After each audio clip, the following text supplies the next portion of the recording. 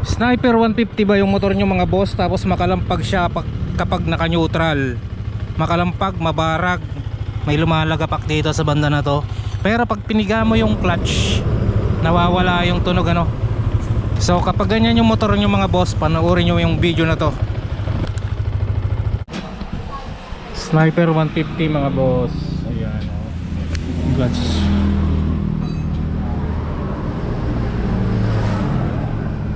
So magpapalit tayo ng clutch damper. Meron tayong pitch bike. Tanggal ko na ano. Tanggal ko na yung crankcase.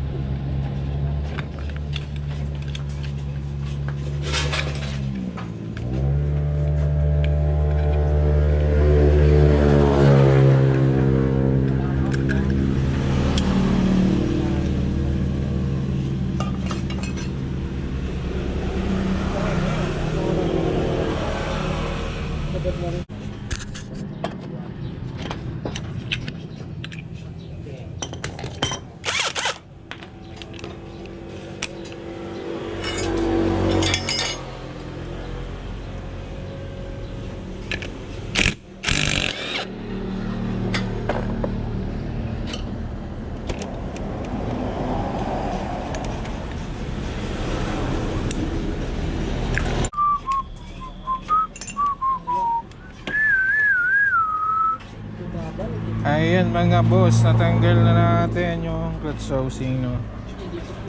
So ito yung papalitan natin ng damper, yung doon sa loob.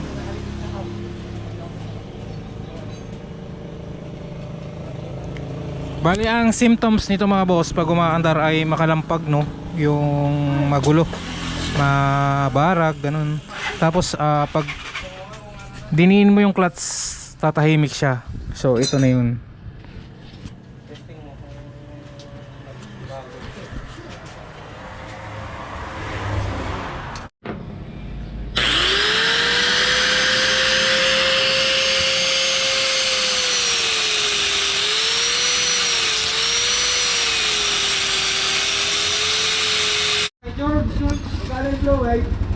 Ayan mga boss, tanggalin na natin yung ulo ng Rimache. So wag nyong intindihin yung mga gas-gas ano, kasi mamaya ibabaping natin yan. Makinis yan.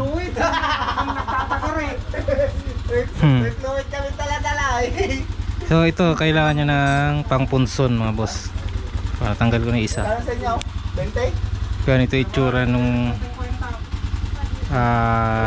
Rimache. Yan. Ito yun mga boss.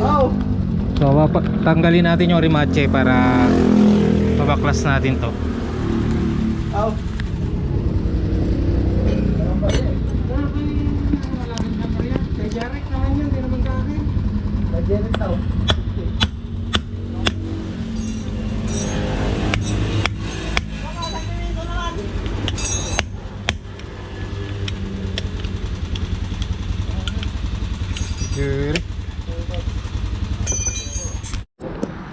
Yeah mga boss, so natanggal na natin yung okay.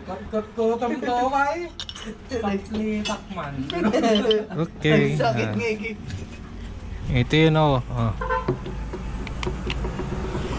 Diba? Ano ba na Geng geng.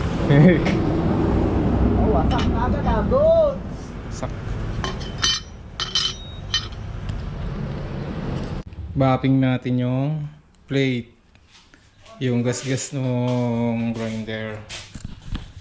So matatanggal yung gas-gas niyan.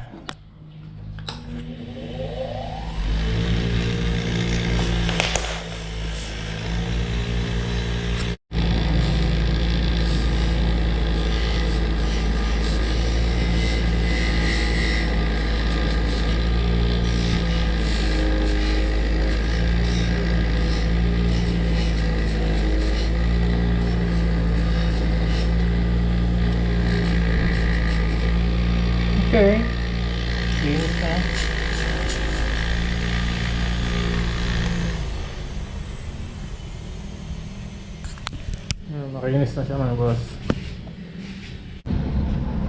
Hindi naman akin. Apurado naman magpagawa. Puro kalawang yung pinapagawa niya. Ito yung luma.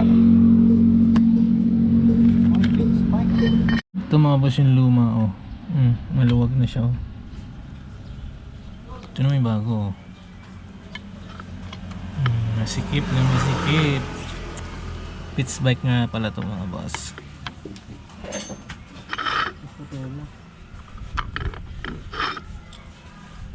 Ano boss? Babawasan. Babawasan? Opo. Hindi ko malaki yung babawas. Piso. Okay mga boss, ang pagkakapit nga pala ng Rimache, Sumobra. yung ulo niya nandito sa likod. Yan, ganyan.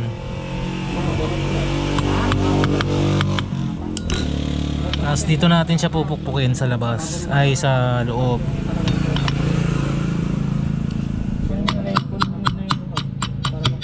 Alright, ganyan na. Okay mga boss, yan. Ang pagre-rematch ng clutch housing, kailangan mayroon kang hammer na ito, yung tawag dito, di bola. Yan, tapos meron kang pin ng connecting rod, tapos may bato. Ipapatang mo lang dyan. Ito yung hindi pa nagagawa, no? Ito yung bola ng martilyo, pukpukin mo lang ganyan.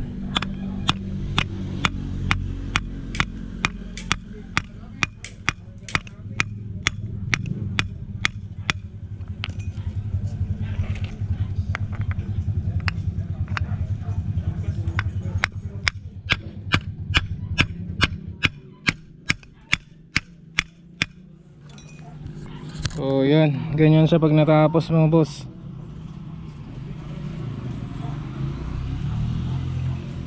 Tapos ibabapping lang natin to para maganda.